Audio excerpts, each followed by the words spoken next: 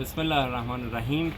امروز از فرصت استفاده کردیم برای دو سه تا از دوستانمون که یک رحم یک گاو تازه‌زار رو از کشتارگاه ظاهراً برای ما آوردن و دوست داشتن یه تشریحی رو روش براشون انجام بدیم که از فرصت استفاده کردیم که برای دیگر دوستانم که مایل باشن تشریح رحم گاو تازه‌زار یا یک گاوی که حداقل یک شکم رو زایمان کرده رو برای دوستان به اشتراک بذاریم. خب آناتومیکال یا شمای ظاهری و خود بافت رحم رو خدمت شما عرض میکنم که در ابتدا به صورت لبه های واژن رو داریم، بعد خود که اینجا ما نداریم چون کات خورده، بعد خود واژن رو داریم و در امتداد سرویکس و اون لبه های قضروفی و رینگ های قضروفی رحم هستش و بعد از اون رینگ های قضروفی بادی یا بدنه رحم و بعد از بدنه رحم تبدیل به دو شاخ رحم میشه. خب که توی گاوهایی که حالا زایمان کردن و حداقل 40-50 روز از زایمانشون گذشته باشه، ما میدونید در 21 روز اول ما ماکروسکوپیکال رحم جمع میشه، یعنی رحمی که تقریبا هولوش با 100-120 لیتر مایعات و جنین و همه اینها هستش و رحم بسیار بزرگتر از این حرفا هستش. بعد از 21 روز به صورت ماکروسکوپیکال و رحم کوچیک میشه، اما بعد از 21 الی 42 روزگی به صورت میکروسکوپیکال رحم جمع میشه، یعنی حتی این قسمت های رحمی که شما میبینید به صورت 2 تا بند انگشت یا بیشتر بسته به تعداد شکم های زایش معمولا شاخ های رحم کوچیکتر میشن که با ملامسه و تو شرکتالی که انجام میدیم معمولا معلوم میشه. این گاوی که برای من آوردن و من چک کردم، در ابتدا برای تست آبستنی من شک کردم که نکنه این گاو آبستن هستش، چون من دامپزشک وقتی که چک میکنم اول سرویکس رو که لمس میکنم و میرم به سمت داخل و قسمت دو شاخه شدن رحم که اینجا هستش رو لمس میکنم و دو شاخه رحم رو، این عدم تقارن دو شاخه رحم رو و عدم تقارن در دو شاخه رحم مشکوک میشم که این آبستن هست یا نه. اگر هر دوتا بزرگ شده باشه مشکوک میشن که این دو قلو هستش، اگر نه در یک شاخ 2 الی 3 برابر بزرگتر شده مشکوک میشم که حاملگی در یک شاخ اتفاق افتاده. خب ولی این گاو با توجه به اینکه با ملامسه‌ای که میکنیم و پرده های جنینی زیرش حس نمیشه و برشی که من از زیر زدم فقط با توجه به اینکه کوتیلودون ها تکمه های رحمی خب اینجا مشاهده میشه و جنینی حضور نداشت، این گاو ببینید کاملا پلاسنتوم ها معلومه و روز به روز داشت کوچکتر میشد، ولی حالا به هر دلیل این دام رفته کشتارگاه و این رحم اگر یک 15-20 روز بعد این گاو کشتار میشد، همین هم که میبینید کاملا شاید 1/10 این سایز و اندازه رو شما مشاهده میکردید. خب این شکل شماتیک یک دامیه که تقریبا هولوش شاید 10-12 روز از زایمانش گذشته و به هر دلیلی کشتار شده و آوردن که من شکل شماتیک و آناتومیکال رحم رو براتون توضیح بدم. خب بعد از دو شاخه شدن رحم در انتها وقتی که رحم رو ما ریترکت میکنیم و بر میگردونیم، خب در قسمت لگن ما این قسمت تخمدان ها برای ما معین میشن. در این قسمت چون برش صورت گرفته ما تخمدان ها رو نداریم، ولی در این قسمت هنوز تخمدان ها هستن و خب هیچ استراکچری ما روی این تخمدان معمولا نداریم. یه جسم هموراژیک هستش که چون میدونید تخمدان تشکیل شده از یک سیل جسم زرد فولیکول و عرض کنم به خدمت شما که جسم هموراژیک یا جسم زردی که تحلیل رفته باشه، اما اینجا ما یه جسم زرد رو ما حس نمی کنیم، فقط یک فولیکول خیلی کوچیکه که اگر یه برش هم ما بزنیم فقط مایعات از این فولیکول خارج میشه، چون دام هنوز سیکلیک نیست و روی سیکل قرار نگرفته که جسم زرد اینجا نمایان بشه.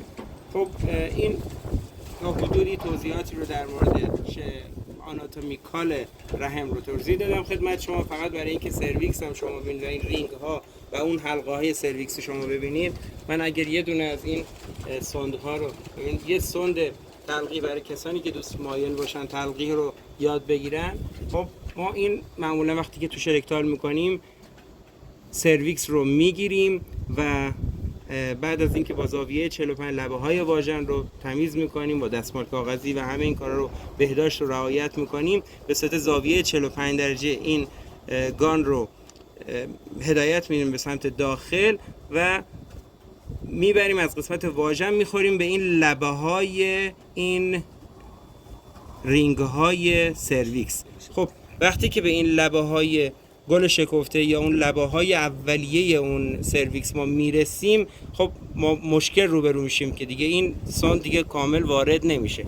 هنر اینجا یک تلقیح کار یا دامپزشک یا کسی که میخواد تلقیح بکنه یا شستشوی رحم انجام بده، این که دیگه بتونه با دست با این رینگ ها کاملا ماساژ بده رینگ ها رو. و من قشنگ دارم با ماساژ دستم بدون این که اصلا مشاهده بکنم سوند رو هدایت دادم به سمت داخل.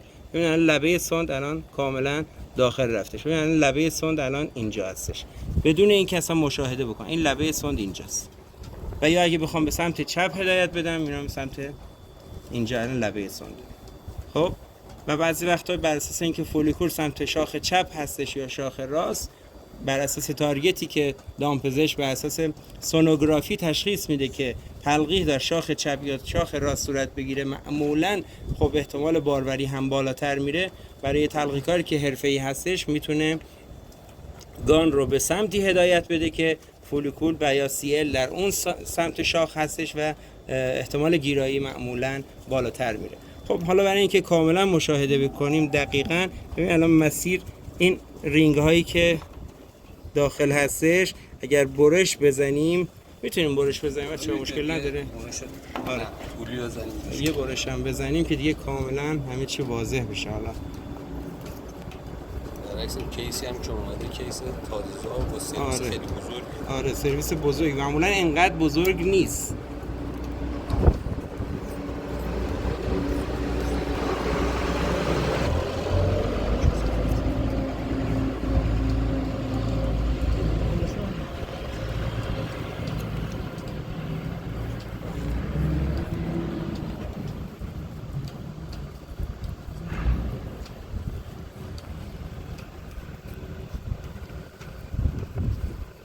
خب این رینگ هایی که خدمت شما عرض کردم، این چند تا حلقه ها بر رینگ های سرویکسه که معمولا وقتی که شما وقتی سوند تلقیح رو میخورید به این لبه ها، خیلی با ماساژ و تحریک و حرکت دادن این سوند و این ماساژ این سرویکس شما از این گیرهایی که اینجا قرار میگیرید در میایید و سوند راحت‌تر میتونید هدایتش بدید به سمت داخل. ببینید الان رسیدیم الان انتهای این لبه این رینگ ها. از اینجا به بعد که این بدن است یا بادیه، بدن است یا بادیه و از اینجا دیگه دو شاخه رحم شروع میشه. ببینید اون ترشحاتی هم که داخل هست همین است که تا زمانی که میخواد پاک بشه دیگه بله خارج. بله الان ببینید الان دو شاخه شد. احسن. این لوشیاهایی که میبینید یا ترشحات رحمی به خاطر همون جمع شدن ماکروسکوپیکالی که خدمت شما عرض کردم، اینها ترشحات رحمی بعد از زایمان هستش که ببینید الان کاملا این ورودی رحم هستش در شاخ چپ و این هم در شاخ راست و این بادی هستش که وقتی شما سوند وارد میکنید میخورید به این لبه اصلی بادی که اینجا دیگه شما نمیتونید این و اون مگه اینکه سمت چپ هدایت کنید یا سمت راست یک مسیر رو انتخاب بکنید و تزریق حالا رحمی انجام بدید و یا اینکه تلقیح رو انجام بدید. حالا ما این شاخه ها رو هم بازم میبردیم که شما این پلاسنتوم ها رو مشاهده کنید.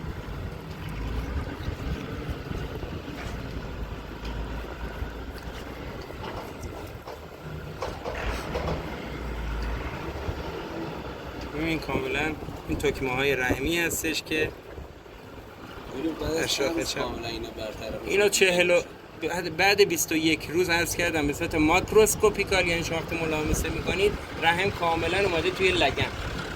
وقت حدود 21 تا 41 روز دیگه 42 روز معمولا میکروسکوپیکال، یعنی دیگه حتی اینها را ما نمیبینیم. یعنی بعد 42 روز کاملا رحم جمع شده به صورت شاخ پوچی در میاد. زمان کلینتس که بین روز 28 تا 35 اگر ما در نظر بگیریم، آیا هنوز این تکمه ها ممکنه وجود داشته باشه؟ نه کاملا جمع میشه. عرض کردم تا 21 روز ماکروسکوپی. این گاویه که تقریبا هولوش 10-12 روز زایمان کرده. حالا اضافه کن 7-8 روز دیگه کاملا اینا از بین رفته. ممکنه این دو قلو باشه که تو 2 تا شاخ ما اینو داریم؟ نه، به دلیل اینکه اگه دو قلو بود و در 2 شاخ بود، هر 2 شاخ یک سایز باید میبودن. خب ولی با ببین گاوی که حتی در شاخ راست یا در شاخ چپ آبستن بشه، معمولا در شاخی که آبستن هست چندین برابر شاخ غیر آبستن خواهد بود، ولی این کوچیک نخواهد بود، چون این پلاسونتوم ها و اینها کاملا به شاخ دوم هم کشیده میشه. همین یه سوال تخصصی دقیقاً همین بود که چرا ما داریم توی شاخ سمت چپ که آبستنی نبوده ولی داریم اینو میبینیم.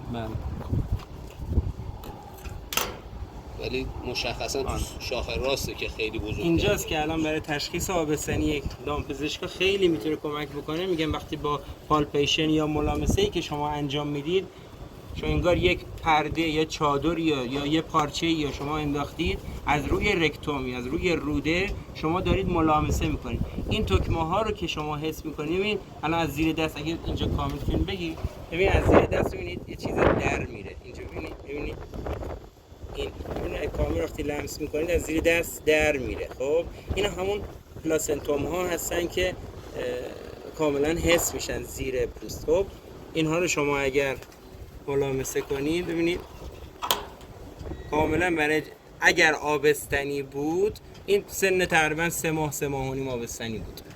خب با توجه به این سایز کوتیلودون ها.